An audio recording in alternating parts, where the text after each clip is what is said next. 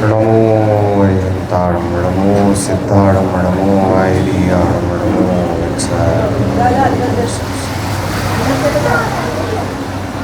मंगलम भगवान वीरो मंगलम गौतमो गणि मंगलम कुंद कुंदाद्यो जैन धर्मोस्तु मंगलम सर्वमंगल मांगल्यम सर्वकल्याणकारिकं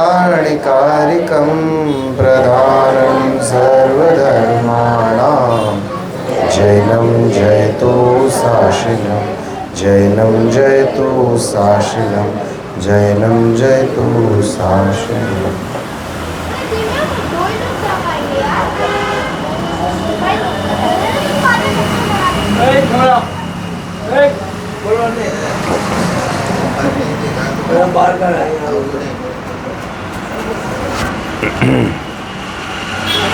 आज क्या फैंसी ड्रेस है?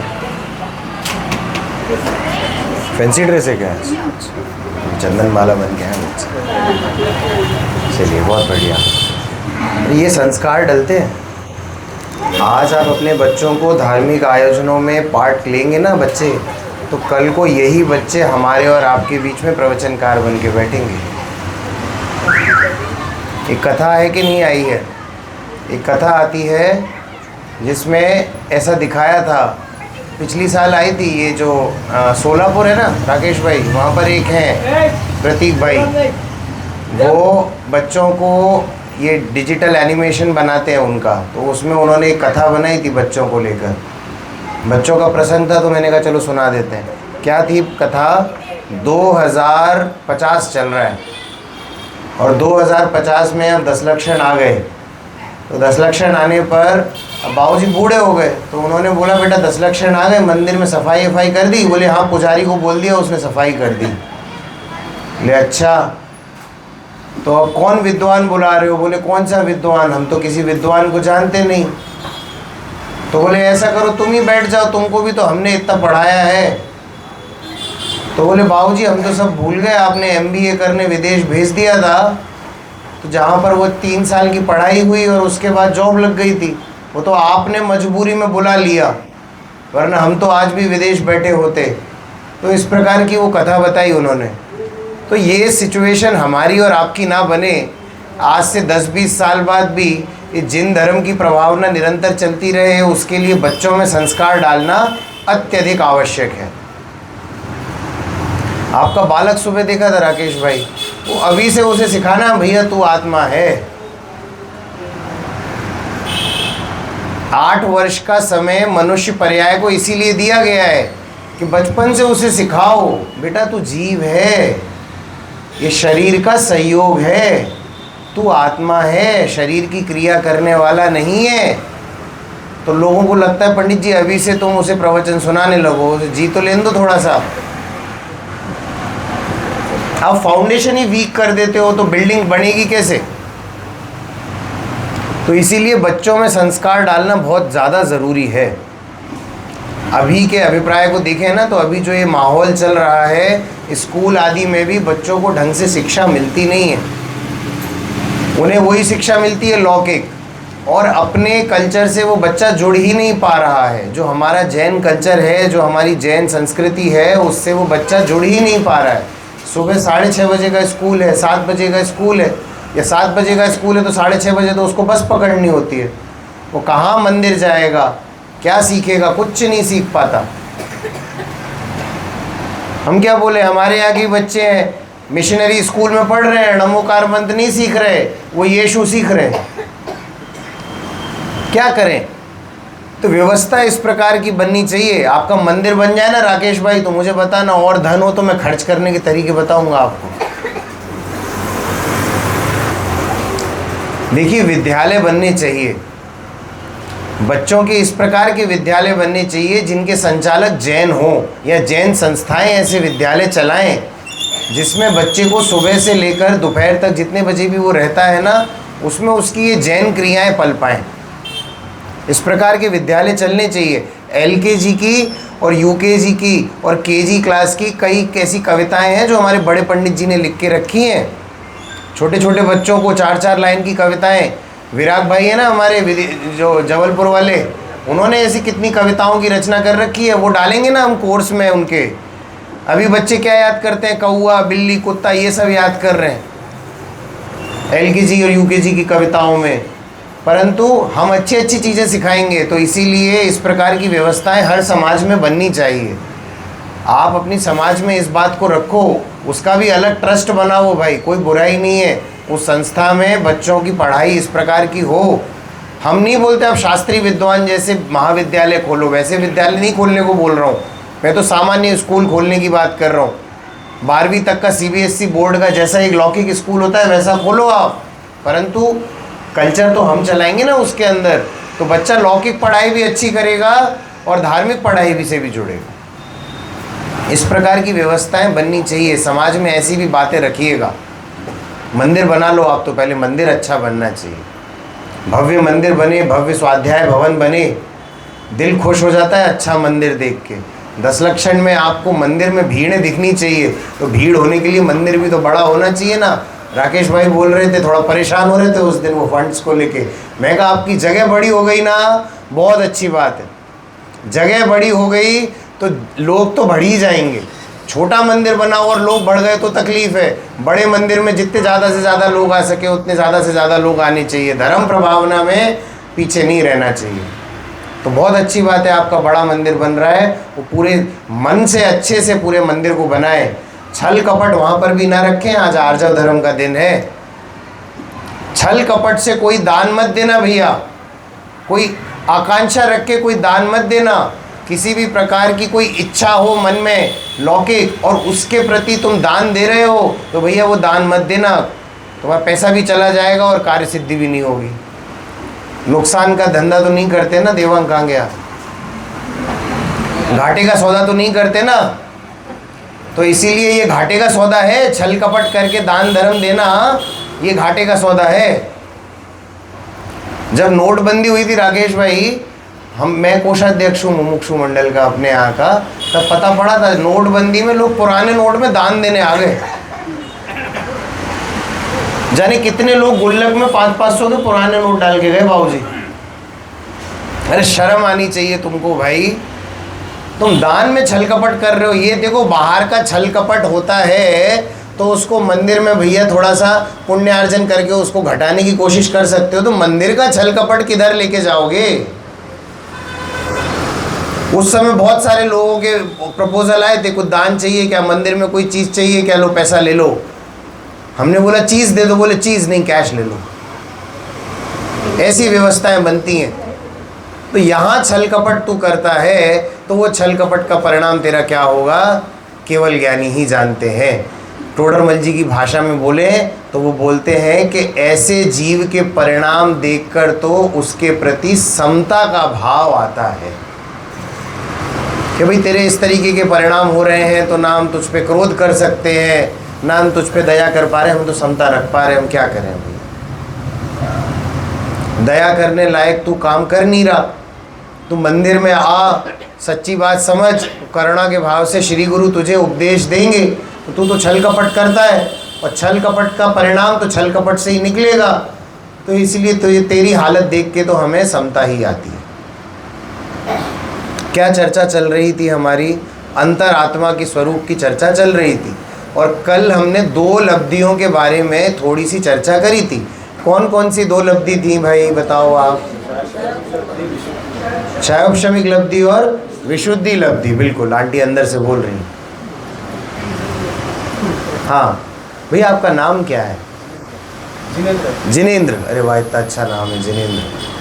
ये नाम भी अच्छे रखा करो थोड़ा बच्चों के, लौकिक नाम से भाई हमारे यहाँ धार्मिक नामों की कमी नहीं है। मेरी बिटिया है उसका नाम मैंने रखा है, 2 नाम रखे हैं। स्कूल का नाम है आत्मिका और घर का नाम है ज्ञानी। हमने सोच के रखा था चाहे छोरा हो चाहे छोरी नाम रखेंगे ज्ञानी, तो छोरा भी ज्ञानी और छोरी भी ज्ञानी। तो इस प्रकार के बहुत अच्छा नाम है आपका जिनेंद्र, बड़ा अच्छा लगा सुन के जिनेंद्र। नीरव तो मोदी भी है ना। ये बुरा मत मानना नीरव भाई। हाँ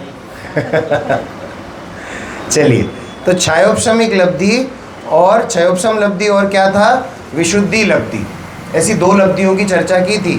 क्षयोपशम लब्धि में क्या बात थी, जो जैसा यहाँ लिखा है ना, मैं थोड़ा सा ये 2 लाइन पढ़ के सुनाता हूँ, केवल ध्यान से देखिए, इधर उधर ध्यान मत दीजिए प्लीज़, PDF वगैरह का ध्यान थोड़ा छोड़ दीजिए, आप तो सुनो। मैंने उस दिन क्या बोला था, जो ध्यान से सुनेगा उसको श्री गुरु सुना रहे हैं, ताहि सुनो भव मन थिरे आन, don't get involve in your PDFs। ठीक है, आप तो सुनिए क्या लिखते हैं इसमें। ऐसी योग्यता पावे जो बुद्धि तत्वों को समझने योग्य हो। कैसी बुद्धि हो, तत्वों को समझने योग्य हो। वो तत्वों को समझने की योग्य की बुद्धि अपने आप नहीं हो जाएगी, अंदर से रुचि जगानी पड़ती है। इसकी कल हमने थोड़ी चर्चा की थी कि बुद्धि का सदुपयोग और बुद्धि का दुरुपयोग। बुद्धि का दुरुपयोग छल कपट में करता है यदि तू, तो तेरी बुद्धि नाश को प्राप्त होगी आगे चल के। लौकिक संसार के कार्यों में यदि तेरी बुद्धि बड़ी चपलता से चलती है तो बहुत सारी संभावना है कि बुढ़ापे पे तेरी मेमोरी लॉस जैसी बीमारियां भी तुझे हो जावे, क्योंकि बुद्धि का सदुपयोग नहीं किया। देखने में आता भी है, आप सभी लोगों ने भी देखा होगा, अत्यधिक चपल बुद्धि होती है, परंतु जैसे जैसे बुढ़ापा आता है भूलने की बीमारियां हो जाती हैं, अनशन बोलने की बीमारी हो जाती है, कुछ भी बड़बड़ाने की बीमारी हो जाती है, या बोल ही बंद हो जाता है। इस प्रकार की कई चीज़ें देखने को मिलती हैं। ये किसके कारण होता है? अरे भैया तूने बुद्धि का सदुपयोग नहीं किया ना। तो क्या कहते हैं कि तत्वों को समझने के लिए बुद्धि योग्य हो, और जो अपने पाप कर्म के उदय को समय समय अनंत गुणा कम करता जावे, अर्थात जो दुख की संतान को घटा रहा हो, दुख की संतान को घटा रहा हो, यानी कि अपने पाप कर्मों को तो धीरे धीरे कम करता जा रहा है, पाप क्रियाओं में तेरा मन कम लग रहा है, और क्योंकि आकुलित चित्तधारी जीव तत्व की तरफ उपयोग लगा नहीं सकता। तेरे चित्त में यदि आकुलता निरंतर बरतती है तो तेरा चित्त किस में नहीं लगेगा? धर्म ध्यान में नहीं लगेगा, तत्वों को समझने में तेरा चित्त नहीं लगेगा। तो ये बताया क्षयोपशम लब्धि में। उसके बाद क्या बताई? विशुद्धि लब्धि। विशुद्धि लब्धि में क्या लिखा? सुशिक्षा व सत्संगति के प्रताप से भवों को ऐसी कषाय, यानी भावों में ऐसी कषाय की मंदता हो कि जिससे शुभ व नीतिमय कार्यों की तरफ चलने का प्रेम व उत्साह हो, और अशुभ और अनीति के परिणाम से अलग रह सकता हो। कल हमने इस पे थोड़ी चर्चा की थी, अन्याय अनीति अभक्ष का त्यागी होना चाहिए, कि नीतिमय कार्यों में तेरा मन लगता हो। तेरी जो दिनचर्या है ना, वो शुभ कार्यों की और नीतिमय कार्यों की होनी चाहिए, तब कहलाएगी विशुद्धि लब्धि। देखो बाहर की जो भूमि है ना, उसको कोमल करना पड़ता है, तब जाके उसमें बीज बोया जाता है। खेती का प्रोसेस आपने सुना होगा या नेट पे कभी पढ़ा होगा। जो ठोस जमीन होती है ना, तो किसान क्या बोलता है, इसमें बीज नहीं बोया जा सकता, पहले इसमें पानी डाला जाएगा, उसको सॉफ्ट किया जाएगा, फिर उस पर हल चलाया जाएगा। या ट्रैक्टर चलाते हैं, ट्रैक्टर का हल या हाथ का हल, बैल का हल चलाते हैं, और वो हल चलाने से मिट्टी उबड़ खाबड़ हो जाती है, थोड़ी सॉफ्ट हो जाती है, और जब सॉफ्ट हो जाती है ना भूमि, तब उसमें बीजारोपण डाला जाता है। तो इसीलिए विशुद्धि चाहिए, परिणामों में इतना भिगाओ तो सही कि वे बात अंदर में उतर जावे। आज दोपहर में जो लोग आए थे उनसे बात करी थी हमने राजमार्ग और अपवाद मार्ग की। भैया राजमार्ग किसको कहते हैं? जो स्टैंडर्ड ऑपरेटिंग फॉर्मेट होता है, SOP कहते हैं जिसको, इंजीनियर लोगों को समझ में आती होगी, नौकरी जो करते हैं, SOP स्टैंडर्ड ऑपरेटिंग प्रोसीजर। राजमार्ग क्या बताता है? शास्त्रों में क्या लिखा आया है राजमार्ग में? कि निरंतर सत्संगति में रह, सत्संगति कर, शुभ कार्यों में मन को लगा। जब तू इस प्रकार का आचरण रखेगा तब न्याय नीति से व्यापार आदि करने की आदत डाल पाएगा, और जब न्याय नीति से आदत डलेगी, दिनचर्या बनेगी, तब जाकर तू सम्यक्त का पात्र बन पाएगा। ये अपवाद मार्ग होता है कि शेर की पर्याय में या जटायु की पर्याय में उसको सम्यक दर्शन हो गया जीव को। भैया तुम्हें मनुष्य भाव मिला है, 2 कान, 1 नाक, 1 मुंह, 2 आंखें, इनका सदुपयोग करो। शेर की पर्याय या और कोई त्रियंच की पर्याय का इंतज़ार मत करो। सबको ऐसे सुयोग्य अवसर नहीं मिलते कि ऊपर से चारण रिद्धिधारी मुनिराज उतर के आए और तुमको संबोध के जाएं। या त्रियंच की पर्याय में तुझे भावलिंगी मुनिराज का आहार देखने को मिल जाए, ये बहुत ही विलक्षण होता है। ऐसा कितनी कथाएं हैं ऐसी, बताओ? एक कथा है केवल। शेर की कितनी कथाएं हैं? एक ही तो कथा है। जटायु जीव की कितनी कथा है? एक ही तो कथा है। हाथी के जीव की कितनी कथा है? एक ही तो कथा है। तुमको क्या लगता है तुम्हारी लॉटरी खुलेगी क्या? भैया ये लॉटरी खुली है कि तू मनुष्य भाव में जन्म लिया, जैन कुल मिला, सुयोग्य आयु मिली, निरोगी शरीर मिला, अब तो अपना कार्य करके जा। उसको बोला गया कि विशुद्धि लब्धि, अशुभ और अनीतिपूर्ण कार्यों से अपने आप को अलग रखने का बुद्धिपूर्वक यत्न करना। ये मत भूलना कि माता पिता ने जो दुकान खोल के दे दी हम तो वही दुकान चलाएंगे। अब वो दुकान कहीं पान की दुकान तो नहीं है। जैनी योग्य व्यापार करो। एक बार ऐसी चर्चा चल रही थी, हम पुणे में रहते थे। पुणे में हमारा स्वाध्याय ग्रुप था, और छोटा मोटा स्वाध्याय ग्रुप नहीं था, 150 लोगों का स्वाध्याय ग्रुप था। वो 150 लोगों के स्वाध्याय ग्रुप में एक बार चर्चा चली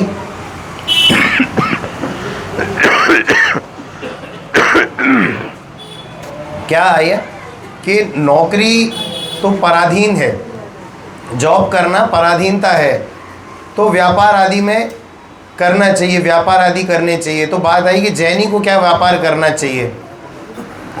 एक भैया ने पूछ लिया जैनी को क्या व्यापार करना चाहिए, तो वो बोले सोने चांदी का व्यापार करना चाहिए, हीरे जवाहरात का व्यापार करना चाहिए।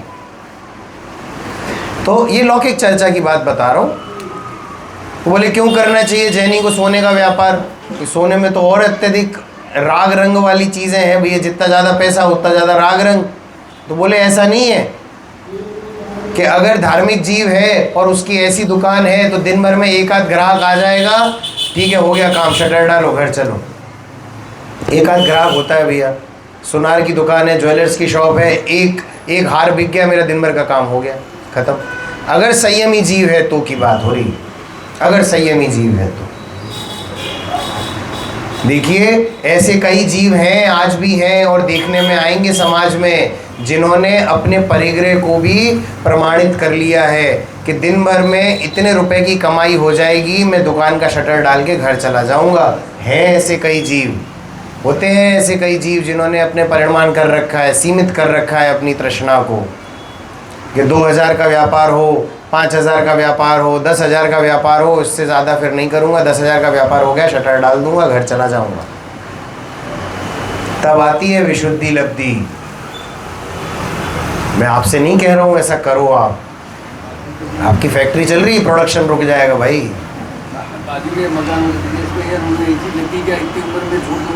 अरे वाह, ये बहुत कम लोग होते हैं, बहुत विरले जीव होते हैं कि 40 पे रिटायरमेंट ले लूँगा, धर्मयुक्त जीवन यापन करूँगा। बहुत कम लोग हैं भाई ऐसे। 60 साल तो छोड़ो, 80 पे भी रिटायर होने को रेडी नहीं है कुछ लोग। कहाँ से आएगी विशुद्धि लब्धि? दुकान का चीटा बन के बैठा है। चीटा कैसा होता है? वो छोड़ता नहीं है शक्कर को, तो ऐसे दुकान का चीटा बोला जाता है, वो छोड़ नहीं जाती दुकान। तो कहाँ से आएगी विशुद्धि लब्धि?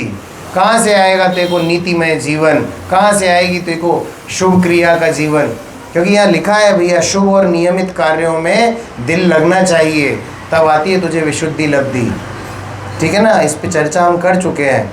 आज हम लेंगे देशना लब्धि। देशना लब्धि का थोड़ा सा विवरण पढ़ता हूँ, फिर बताता हूँ आगे क्या लिखते हैं। अपने हित की खोज में प्रेमी होकर श्री गुरु से व शास्त्रों से धर्म उपदेश ग्रहण करे, मनन करे और धारणा में रखे। ये धारणा क्या होता है, कोई बताएगा मुझे? देखो, मति ज्ञान होता है, मति ज्ञान। मति ज्ञान का भेद है धारणा ज्ञान। तो उससे पहले होता है अवग्रह, उसके बाद होता है ईया, और उसके बाद होता है अवाय, और उसके बाद होती है धारणा। थोड़ा समझा दूँ इसको? अगर समय हो तो थोड़ा समझा देता हूँ भैया। क्या होता है, ज़रूरी नहीं है, थोड़ी जनरल चर्चा ली जाए, 2-4 बातें सीखनी भी चाहिए हमें। क्या लेते हैं कि अवग्रह, मति ज्ञान में अवग्रह ज्ञान क्या होता है, जब इंद्रिय और पदार्थ के संबंध से कोई ज्ञान होता है, आपको सामान्य प्रतिभास होता है, ये कोई चीज़ है ऐसा ज्ञान हुआ, ये क्या कहलाता है, ये अवग्रह कहलाता है।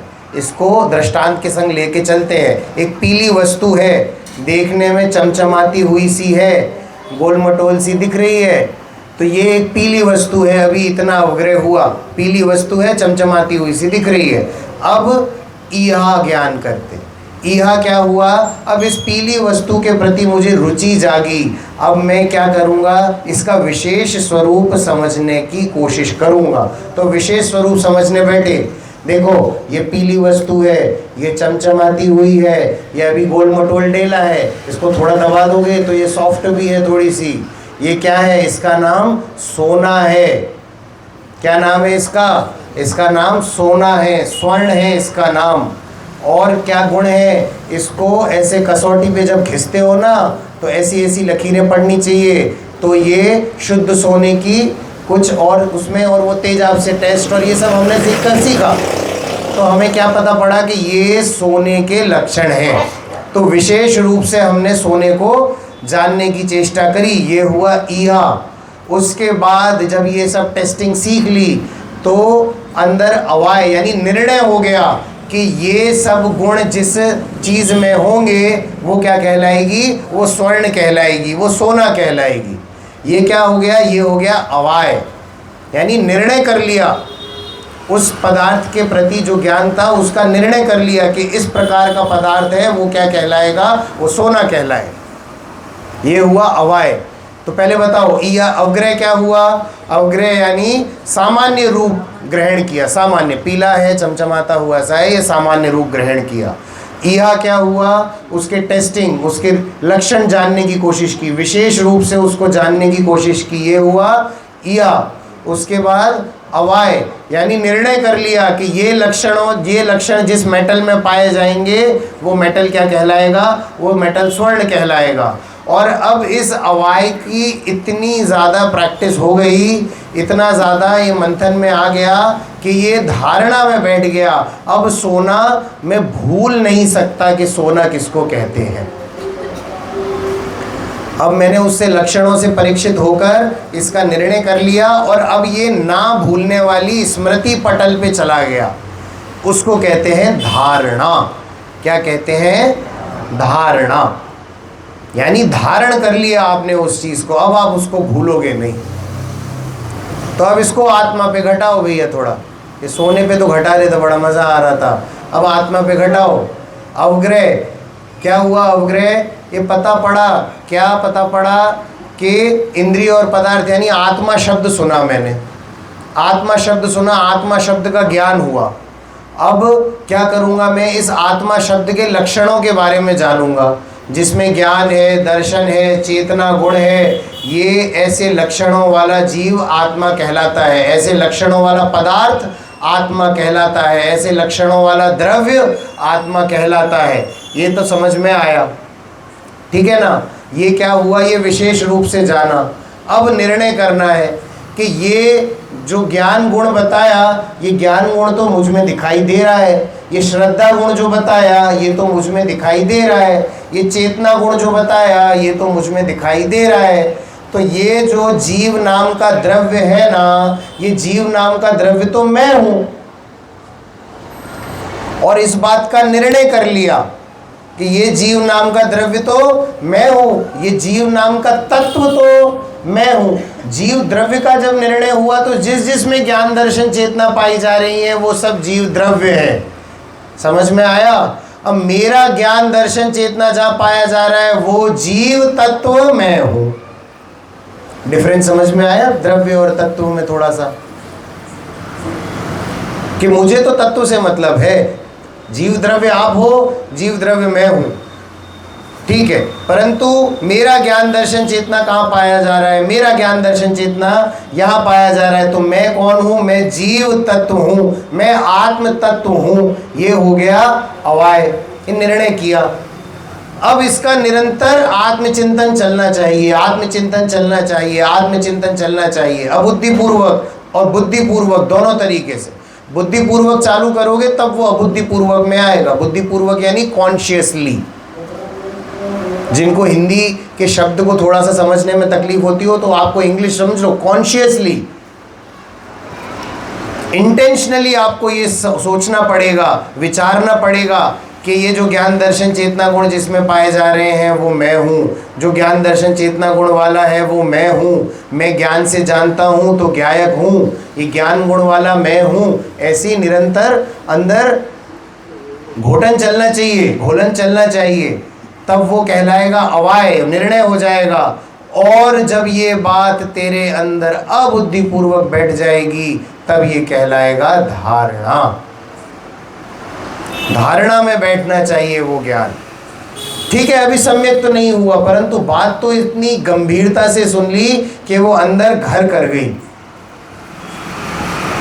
दीमक होती है ना, दीमक, वो लकड़ी में सुराख करके अंदर तक घुस जाती है। तो उसी प्रकार से ये बात अंदर तक बैठ जानी चाहिए कि मैं ज्ञान दर्शन चेतना गुण वाला जीव तत्व हूँ, मैं ज्ञान दर्शन चेतना गुण वाला जीव तत्व हूँ। जाप लगाते हैं सुबह 108 बार, ये जाप लगाओ भैया, मैं ज्ञान दर्शन चेतना गुण वाला जीव तत्व हूँ।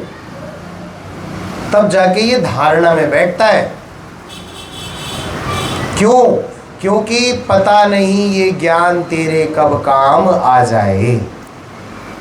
हम बताते हैं कब काम में आएगा ये ज्ञान। क्या लिखा? अपने हित की खोज में प्रेमी होकर श्री गुरु से व शास्त्रों से, श्री गुरु से, श्री गुरु यानी सबसे पहले तो तीर्थंकर भगवान, केवल ज्ञान की वाणी, और केवल ज्ञान की वाणी नहीं है तो गणधर देव आचार्य, अब वो भी नहीं है तो भावलिंगी संत, अब वो भी नहीं है तो सम्यक दृष्टि गुरु। ठीक है, ये सब हो गए श्री गुरु।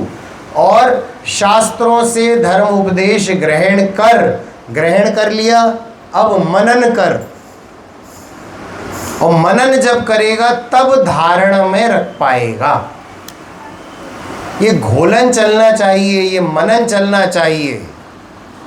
बुद्धि भगवान ने हमें इसलिए नहीं दी, भगवान ने नहीं दी, ये तो कहने की बात है। बुद्धि हमें ऐसे ही नहीं मिल गई, ये बुद्धि का सदुपयोग करना है। क्यों मिली है बुद्धि? कि तू अपना विचार कर सके।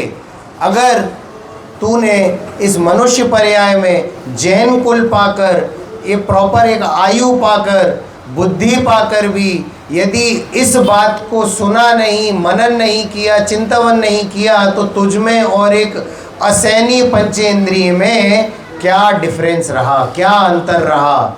तू संगी है तो भी तूने उस संगीता का क्या उपयोग किया? तो फिर तू और असंगी एक बराबर हुए। उस दिन एक लौकिक सेंटेंस पढ़ रहा था, गरीब किसको कहते हैं, तो उसमें आया था जो अच्छे बुरे का आकलन न कर पाए उससे बड़ा गरीब कोई और नहीं है। आपको अच्छे बुरे का आकलन करना आना चाहिए, तो अपना सदुपयोग किसमें है वो सोचना चाहिए, क्योंकि मेरे ज्ञान का सदुपयोग कहाँ है उसका आकलन करना चाहिए। नहीं कर पा रहे अगर, तो वो अबोध बालक में और मैं 80 साल में क्या डिफरेंस है? वो अबोध बालक जैसी हरकतें करता है वैसी हरकतें मैं करता हूँ। थोड़ी सी डेवलप्ड रूप में दिखती हैं मेरी हरकतें, दिखती तो है ही, लेकिन मेरी क्रियाएं और उसकी क्रियाओं में कोई अंतर नहीं है। यदि मैं अपने ज्ञान का सदुपयोग ये श्री गुरु द्वारा और शास्त्रों में दिए हुए उपदेश को सुनने में, मनन करने में और धारण करने में उपयोग में नहीं लेता। धारणा जब होगी ना तब कहलाएगी देशना लब्धि। सम्यक दर्शन दो प्रकार का है ग्रहण करने के हिसाब से। जब सम्यक दर्शन प्रकट होता है तो दो प्रकार से हो सकता है, एक होता है निसर्गज और दूसरा होता है अधिगमज, या अधिगम भी बोलते हैं उसको। निसर्गज दो शब्दों से बना है। निसर्ग का मतलब होता है नेचर, नेचुरली, स्वाभाविक। तो निसर्गज का मतलब होता है जो पहले दिव्य देशना सुन रखी है, उस देशना को आज यहाँ याद करके मुझे सम्यक तो हो जाए, वो कहलाता है निसर्गज सम्यक दर्शन। और अधिगमज यानी श्री गुरु के पाद मूल में उपदेश सुना, शास्त्र आदि पढ़े, उससे ज्ञान आया और सम्यक दर्शन हो गया, ये कहलाता है अधिगमज सम्यक दर्शन और निसर्गत सम्यक दर्शन। निसर्गत सम्यक दर्शन जो नीचे नरक में जो जीव है ना, 7वें से लेकर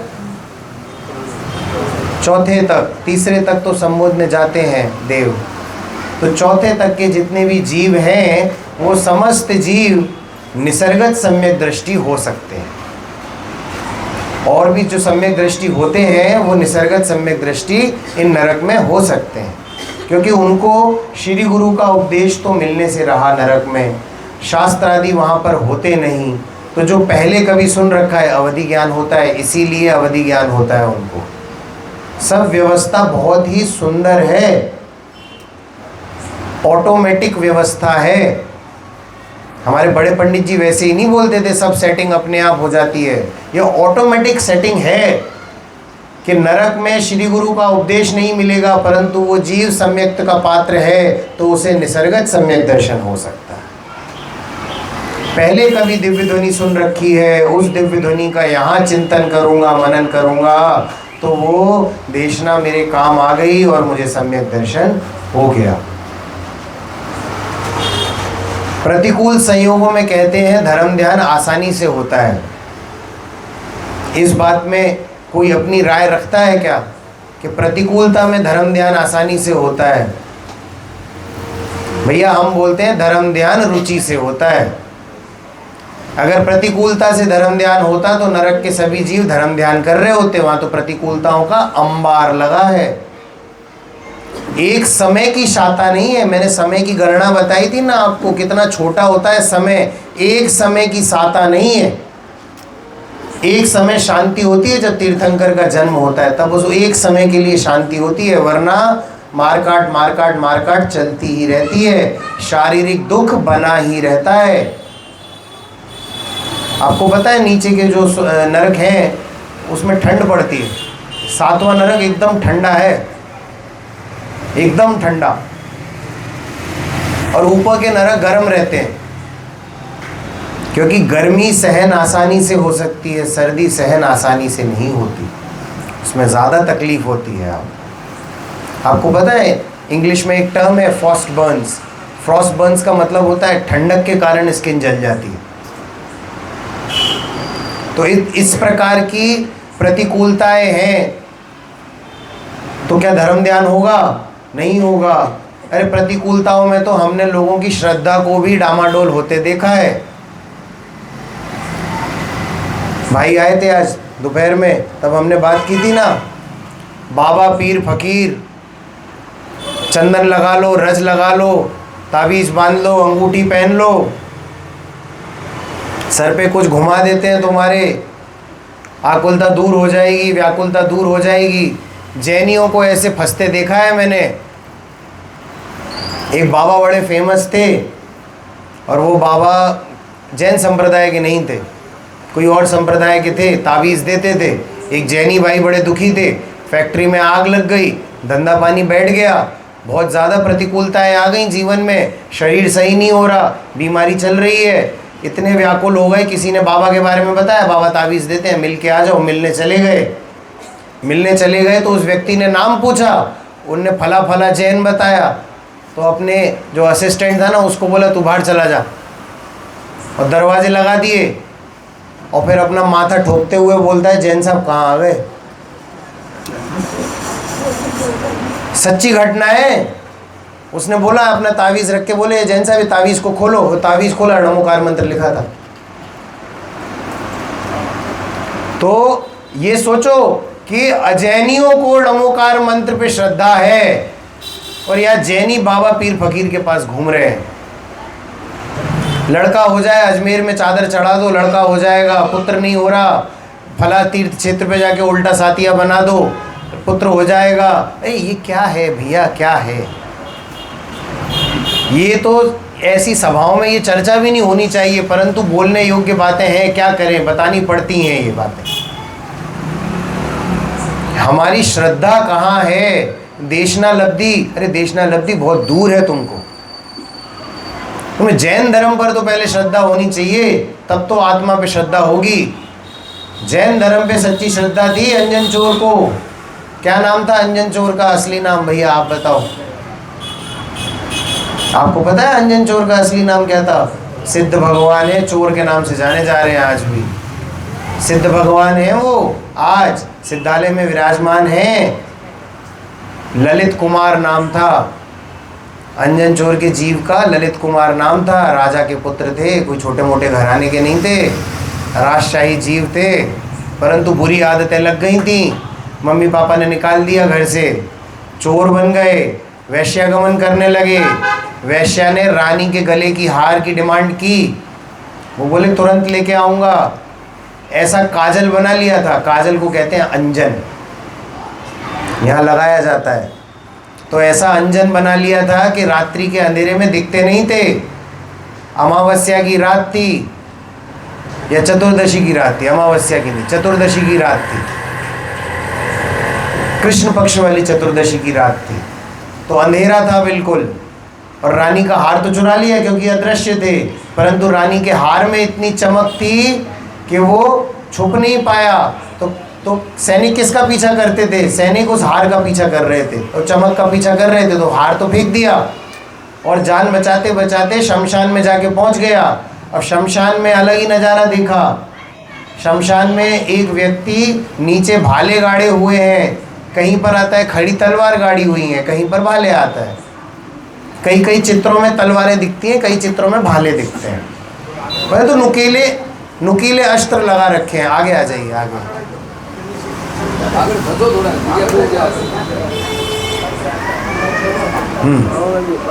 चलो चलो, ध्यान इधर रखो, ध्यान इधर रखो, आगे सरकते रहो, ध्यान इधर रखो। तो नुकीली तलवारें लगा रखी हैं नीचे उल्टी खड़ी हुई कि ऊपर गिरे तो जीव मर जावे, और एक सीका बांध रखा है। सीका यानी होता है डलिया जैसा, उसको कहते हैं सीका। वो सीका बांध रखा है लकड़ियों से, रस्सियों से, और एक आदमी उस पर बार बार चढ़ता था उतर जाता था, चढ़ता था उतर जाता था। उसने पूछा ये क्या करते हो? तो उन्होंने बताया कि हमारे सेठ जी ने आकाशगामी, कथा लंबी है, आकाशगामिनी विद्या सिद्ध करने की कला बताई है, तो वो कला से मैं आकाशगामिनी विद्या सिद्ध कर रहा हूँ।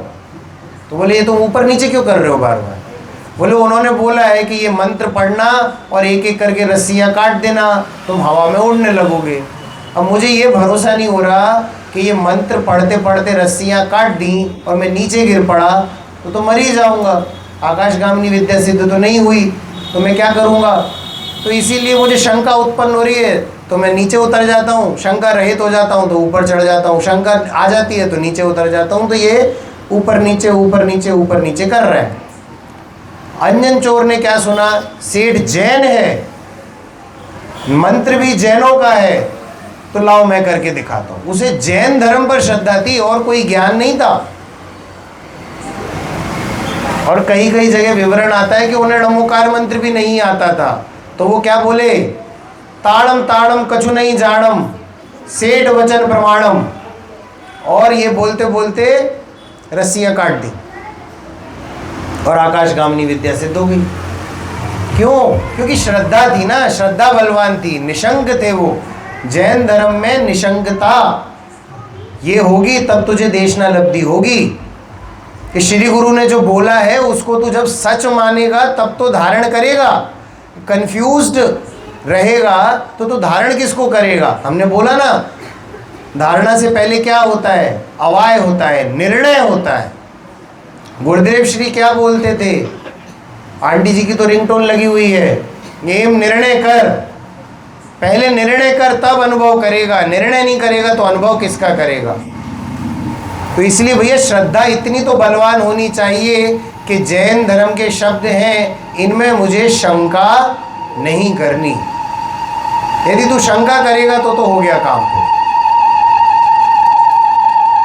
और धीमे जाएगी वो गाड़ी। तो केवल ज्ञान की वाणी पे शंका नहीं करना। केवल ज्ञान की वाणी पे यदि शंका है तो फिर अभी दिल्ली बहुत दूर है।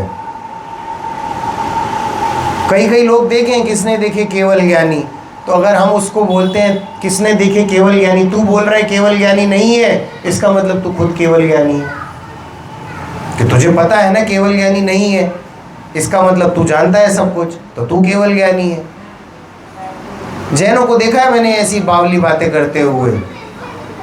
अत्यंत पुण्य का उदय है। सुबह आप लोग स्तुति पढ़ते हो ना, अति पुण्य उदय मम आया, प्रभु तुमरा दर्शन पाया। अत्यंत पुण्य का उदय है कि जो ये जिन दर्शन मिला, ये जैन धर्म मिला। अब भी यहाँ पर अगर मैं शंका समाधान करूँ कि भैया मुझे ये शंका है, ये जैन धर्म में ऐसा बोला कि ये शंका है, अरे शंका है, यदि तुझे जिन वचन में शंका है तो अभी देशना लब्धि तुझे प्राप्त नहीं हो सकती। क्या बोलते हैं, जीव अजीव आश्रव बंध संवर निर्जरा मोक्ष, इन 7 तत्वों का स्वरूप व्यवहारने से और निश्चय से ठीक ठीक जाने। दोपहर में चर्चा आई थी, निश्चय सहित व्यवहार कार्यकारी है। मात्र व्यवहार भी कार्यकारी नहीं और मात्र निश्चय भी कार्यकारी नहीं। निश्चय व्यवहार का सुमेल है। बाहर की क्रिया व्यवहार, अंदर का निर्णय निश्चय। जब ये चलेगा ना तब होगी देशना लब्धि। निश्चय से भी जाने और व्यवहार से भी जाने, उपचार के कथन को भी समझे और निश्चय के कथन को भी समझे, द्रव्यार्थिक नय को भी समझे और पर्यायार्थिक नय को भी समझे, तब तो होगी तुझे देशना लब्धि। रेवती रानी का नाम सुना है भैया? कौन थी रेवती रानी? कहानियां पढ़ा करो बाबा। प्रथमान योग भी बहुत ज़रूरी है, प्रेरणादायी होता है प्रथमान योग। रेवती रानी अमूढ़ दृष्टि अंग में प्रसिद्ध हुई थी। 3 शब्दों से बना है, अमूढ़ और दृष्टि। अमूढ़ दृष्टि यानी मूढ़ नहीं है, मूर्खता वाली दृष्टि नहीं है, समझदारों वाली दृष्टि है, समकिति की दृष्टि है, सम्यक दृष्टि है, उसे कहते हैं अमूढ़ दृष्टि। रेवती रानी बड़ी प्रसिद्ध हुई थी। चंद्रप्रभ नाम का विद्याधर था, वो जब यात्रा करने को निकला तो एक गुप्ताचार्य नाम के आचार्य मिले, उनके दर्शन आदि किए, उनसे धर्मोपदेश सुना। फिर बोले कि आचार्य श्री हम मथुरा की तरफ जा रहे हैं, कुछ उपदेश देना हो तो बताइए, वहाँ के लिए कोई संदेश देना हो तो बताइए। तो उन्होंने बोला वहाँ पर एक मुनि संघ विराजमान है, वहाँ पर सूरत मुनिराज को हमारा नमस्कार कहना, और वहाँ के राजा की रानी है रेवती रानी, उनको धर्म वृद्धि हो ये आशीर्वाद देना। तो उस समय पर एक फेमस मुनिराज थे भव्यसेन मुनिराज। तो उनको लगा चंद्रप्रभ राजा को कि ये उनके लिए भी कुछ कहेंगे, परंतु उनके लिए कुछ नहीं कहा। तो राजा बोले गुप्ताचार्य मुनि भावलिंगी मुनिराज हैं, कुछ ना कुछ तो रहस्य होगा, चलो चल के देखेंगे। मथुरा पहुँचे, सूरत मुनिराज को उन्होंने नमस्कार किया और बोला कि आपको गुप्ताचार्य ने याद किया है। तो दोनों प्रसन्न हुए। तो भैया भावलिंगी मुनि सम्यक दृष्टि एक दूसरे का चिंतन करके भी प्रसन्न होते हैं। और फिर बाद में बारी आई भव्यसेन मुनिराज की। तो उन्होंने देखा कि भव्यसेन मुनिराज तो केवल फेमस हैं, उनकी चर्याएं इस प्रकार की हैं ही नहीं कि वो मुनि योग्य चर्याएं हों। तो उनको समझ में आ गया कि गुप्ताचार्य मुनि सही कहते थे कि वो भव्यसेन मुनिराज याद करने योग्य नहीं। अब बारी आई रेवती रानी की कि बोले इतने सब मुनिराजों में से केवल एक मुनि को नमस्कार और एक गृहस्थ को धर्मोपदेश दिया, धर्म वृद्धियों का आशीर्वाद दिया, ऐसा क्यों? तो उन्होंने क्या किया, रेवती रानी के बगीचे में, जो उनका महल था उसके बगीचे में एक ब्रह्मा जी प्रकट किए। विद्याधर थे ना, तो विद्याधर ये सब तमाशे कर लेते हैं। तो एक ब्रह्मा जी प्रकट किए, और ब्रह्मा जी प्रकट किए तो लोगों की भीड़ दौड़ पड़ी उन्हें देखने के लिए। कह रहे ब्रह्मा जी आए, ब्रह्मा जी आए। बहुत सारे जैनी भी दौड़ पड़े, केवल 2 लोग नहीं दौड़े, कौन कौन नहीं दौड़े? सूरत मुनिराज और रेवती रानी। अगले दिन विष्णु जी प्रकट कर दिए उनने शेषनाग सैया पर, और वो जो जो विवरण होता है वो सब। तो भी ये दोनों लोग उनके दर्शन को नहीं आए। फिर तीसरे क्या हुए? कौन बचे तीसरे? ब्रह्मा हो गए, विष्णु हो गए, अब कौन बचे? महेश, जटाधारी शंकर। और वो तांडव नृत्य कर रहे हैं और वो पार्वती जी संग आ गई और ये सब उनने तमाशा रचा। तो भी रेवती रानी बाहर नहीं आई। तो उन्होंने सोचा कि ये जैन है ना, तो इसलिए ब्रह्मा विष्णु महेश पे शायद ये मोहित नहीं हो रही हैं।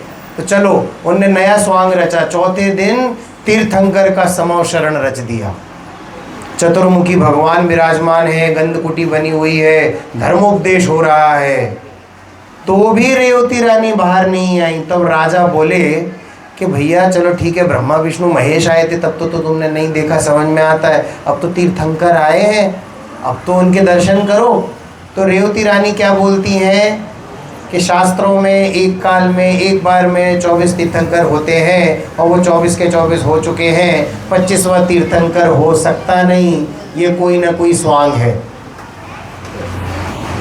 आपके अंदर इतना कलेजा कि इस प्रकार की श्रद्धा हो आपके अंदर कि दिव्य ध्वनि जैसे समो शरण रचे हों और कोई बोले कि ये 25वें तीर्थंकर हैं और आपका सर ना झुके।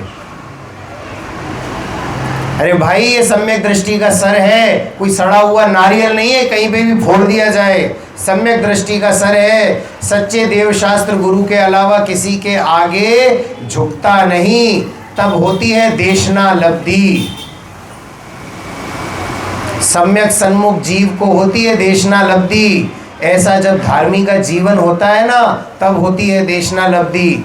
सच्चे देवशास्त्र गुरु का सिद्धांत क्या लिखते हैं? निश्चय न से जाने तो 7 तत्वों में से 2 ही द्रव्य हैं कि जीव और कर्म पुद्गल। ये 2 ही का श्रद्धान है, कर्म पुद्गल त्यागने योग्य और जीव द्रव्य ग्रहण करने योग्य। इस प्रकार का श्रद्धान हो तब तो होवे देशना लब्धि, वरना कहाँ होगी देशना लब्धि। क्या बोला कि शुद्ध निश्चय से भले प्रकार जान ले कि आत्मा द्रव्य तो मैं हूं, सिद्ध समान मैं हूं और अपने ही स्वभाव में परिणमन करने वाला मैं हूं।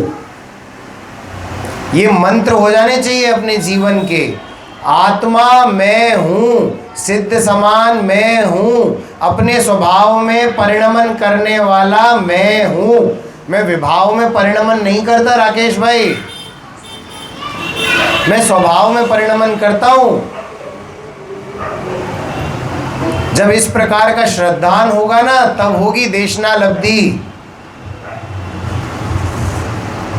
गुरुदेव बोलते हैं कि नहीं बोलते हैं? 100 इंद्रों की हाजिरी माँ क्या फरमाते हैं तीर्थंकर देव? तुझे भगवान बताते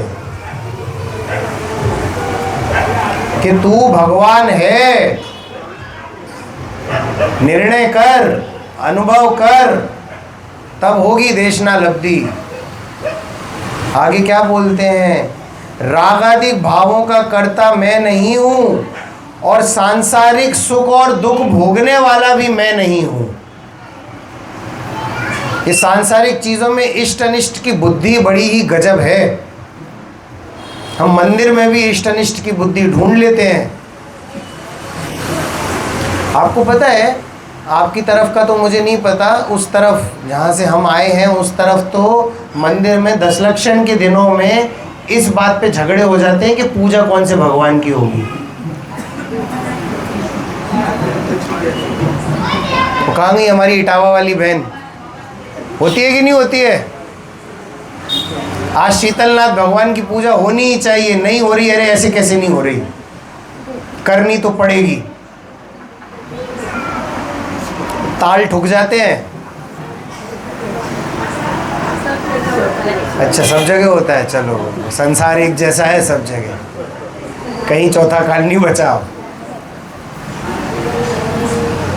अरे क्या ये कोई जगह है झगड़ा करने वाली? मेरी जगह पे खड़े हो गए तो नाराज मुंह फुला के चले गए वो। पहले कलश कर लिए तो नाराज मुंह फुला के चले गए वो। अरे नहीं भैया, पहला कलश तो इनके परिवार से ही होता है, तो दूसरा परिवार वाला बेचारा धोती तक नहीं पहनता डर के मारे कि इनके ही परिवार से होता है पहला कलश। है आज भी कई ऐसे मंदिर, बहुत बहुत पुराने मंदिर हो गए, प्राचीन मंदिर, 100-100 साल 200-200 साल पुराने प्राचीन मंदिर, और कहा जाता है कि इनका परिवार ही शुरू से करता आ रहा है, तो वो आज भी उन्हीं का परिवार कर रहा है। चाहे वो परिवार बाहर तम्बाकू आदि का सेवन करता हो, परंतु अनंत चतुर्दशी के दिन कलश तो उन्हीं का परिवार करेगा। अरे ऐसे जीव भी देखे हैं, मंदिर में कलश करते हैं और बाहर साईं बाबा को सर झुकाते हैं। माथा ठोकते नहीं है, माथा झुकाते हैं बाबा। क्या करें। एक मुमुक्षु भाई है हमारे, वो बरगद को पानी चढ़ाते हैं, बिल्कुल सफ़ेद वस्त्र धारण करते हैं, हमेशा सफ़ेद वस्त्र धारण करते हैं। मंदिर जाएंगे डिब्बी लेके, बढ़िया, ऐसा लगता है उनसे ज़्यादा बड़ा धर्मात्मा कोई होगा नहीं। मंदिर जाएंगे डिब्बी लेकर, भगवान का पूरा दर्शन करेंगे। 20 बार घंटा बजाते हैं गिनती से, 20 बार, 1 2 3 4 5 6 ऐसे करके 20 बार घंटा बजाएंगे। और बाहर आके बगल में ही उधर हमारे यहाँ राम मंदिर है, फिर वो राम मंदिर जाएंगे उसके बाद। अरे भाई श्रद्धा, तेरी श्रद्धा कहाँ जा रही है भाई? श्रद्धा को देख, अपनी श्रद्धा को संभाल भाई। जिन वचन सुनने के बाद भी यदि इधर उधर तेरा ध्यान जाता है तो अभी दिल्ली बहुत दूर है, अभी सम्यक दर्शन का तो पात्र भी नहीं बन पाया। ये 3 लब्धियाँ होना तो बहुत दूर की बात है, क्षयोपशम लब्धि, विशुद्धि लब्धि और देशना लब्धि। बाकी की 2 लब्धियाँ ना बाबूजी स्वयं होती हैं, वहाँ पर उसमें हमारा कुछ कामकाज नहीं है, हमारे तो बस परिणाम शुद्ध होते चले जाते हैं और बाकी की 2 लब्धियाँ अपने समय अनुसार हो जाती हैं। परंतु ये 3 लब्धि के लिए तो थोड़ा सा काम करना पड़ेगा। क्षयोपशम लब्धि बुद्धि का प्रयोग, और विशुद्धि लब्धि जीवन अच्छा होना चाहिए, न्याय नीति पूर्वक जीवन होना चाहिए, और देशना लब्धि जिन वचन में शंका नहीं होनी चाहिए। यदि जिन वचन में ही शंका है तो फिर क्यों पढ़ रहे हो भैया, क्यों 10 लक्षण बना रहे हो? तुम तो अजैन समान हो।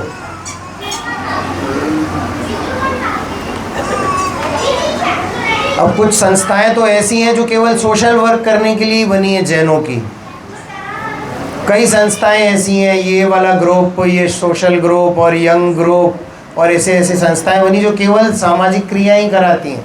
एक दूसरे को माला पहना लेंगे, बड़े खुश हो जाएंगे। आज शपथ ग्रहण समारोह है। ये किस चीज़ का शपथ ग्रहण समारोह है? कि मैं संस्था के सभी दायित्वों को पूर्णतः निभाऊंगा। दायित्व क्या है? आज ये फला मीटिंग है, आज यहाँ वाटर पार्क में मीटिंग है, आज इधर मीटिंग है, आज ये खाने की मीटिंग है। ये जैन ग्रुप्स कर रहे हैं। और लोग मुझसे बोलते हैं, मुझे 1-2 ग्रुप्स में जोड़ा, ज़बरदस्ती जोड़ दिया। मैं आज तक उनके एक कार्यक्रम में नहीं गया। एक कार्यक्रम में गया, मैंने कहा देखूं तो सही होता क्या है। वहाँ बात चल रही थी मैरिज सर्टिफिकेट कैसे बनवाना है। तो मैंने कहा भैया माफ़ करो, मैं तो नहीं आ पाऊँगा। भैया ये राग रंग की क्रियाओं करने के लिए संसार कम था क्या? जो जैनों ने भी अपने संगठन बना लिए ये सब क्रियाएं करने के लिए। ये कहाँ होगी देशना लब्धि? देशना लब्धि के लिए अंदर से पात्रता चाहिए। अंदर जब घड़ा होगा तब तो उसमें पानी भरा जाएगा। तू अपना श्रद्धा का घड़ा तो बना, तब तो उसमें अंदर पानी आएगा। ज्ञान का पानी तब तो भर पाएगा, वरना कहाँ तू और कहाँ तेरा जैन धर्म। जैन धर्म मेरा प्यारा धर्म, जैन धर्म मेरा प्यारा धर्म। थोड़ा 5 मिनट दोगे मुझे? बड़े पंडित जी की स्तुति लेने का थोड़ा सा मन था। देखिए 55 मिनट हो चुके राकेश भाई, 5 मिनट दोगे क्या? तो ले लेता हूँ। आयो आयो रे हमारो स्वकाल, सहज पद पायो है। आयो रे हमारो स्वकाल, सहज पद पायो है। जागो जागो रे हमारो महाभाग्य, ज्ञायक प्रभु पायो है। जागो रे हमारो महाभाग्य की गायक प्रभु पायो है। धन्य घड़ी जब रुचि जागी गुरु उपदेश सुहाय। तो देशनालब्धि बात कर रहे थे ना हम, देशनालब्धि बात कर रहे थे। क्या लिखते हैं? धन्य घड़ी जब रुचि जागी। भैया जब रुचि जागती है वो धन्य घड़ी है जब गुरु का उपदेश सुहाता है। अरे धन्य घड़ी जब रुचि जागी गुरु उपदेश सुहाए। धन्य घड़ी जब रुचि जागी गुरु उपदेश सुहाए। दृष्टि अंतर्मुख हुई शुद्धात्म दर्शाए। दृष्टि अंतर्मुखी हुई शुद्धात्म दर्शाए। ए आयो आयो रे हमारो स्वकाल सहज पद पायो है। ज्ञान मात्र निज भाव में शक्ति रही उछाल। ज्ञान मात्र निज भाव में शक्ति रही उछाल। अहो सहज तृप्ति मिली आनंद उर्न समाए। अहो तृप्ति मिली आनंद उर्न समाए। जब आनंद आता है ना अंदर से तो संभाले नहीं संभलता। जो भक्ति में नाच उठते हैं ना आप लोग, अंदर से भक्ति आती है, जो पैर थिरकने लगते हैं जिनेंद्र देव के सामने, आदर पूर्वक पैर थिरकने लगते हैं कि हे प्रभु आपके दर्शन हुए मैं धन्य हो गया। क्या कहते हैं? अहो पूर्णता स्वयं की देख स्वयं में आप। अहो पूर्णता स्वयं की देख स्वयं में आप। निर्वांछक आनंद में हुआ स्वयं निष्पाप। निर्वांछक आनंद में हुआ स्वयं निष्पाप। कैसी रुचि लगी है? निर्वांछक रुचि लगी है। मुझे कोई भोगों की आकांक्षा नहीं है, प्रभु आपका दर्शन मिला है तो। कैसी रुचि है? निर्वांछक आनंदमय। आगे क्या कहते हैं? नहीं परवासु जगत की जागो भेद विज्ञान। नहीं परवासु जगत की जागो भेद विज्ञान। मुझे नहीं मतलब सांसारिक क्रियाओं से, सांसारिक व्यवस्थाएं जैसी बनती हैं वैसी बनने दो, है ना लाइन, लक्ष्मी आवे या जावे, मुझे कोई लेना देना नहीं। क्यों? क्योंकि मेरे अंदर तो भेद विज्ञान जागा है। पर निरपेक्ष तत्व है निज में निज कल्याण। पर निरपेक्ष तत्व है निज में निज कल्याण। अंत में क्या कह रहे हैं? करना मरना मिट गया सहज हुआ निष्काम। करना मरना मिट गया सहज हुआ निष्काम। अब होवे निज में लीनता पाऊं शिव अभिराम। होवे निज में लीनता पाऊं शिव अभिराम। ओ आयो आयो रे हमारो स्वकाल सहज पद पायो है। ओ जागो जागो रे हमारो महाभाग्य गायक प्रभु पायो है। इसी गायक में नित्य मेरा चिंतन चले, इसी मंगल भावना से अभी की बात को विराम।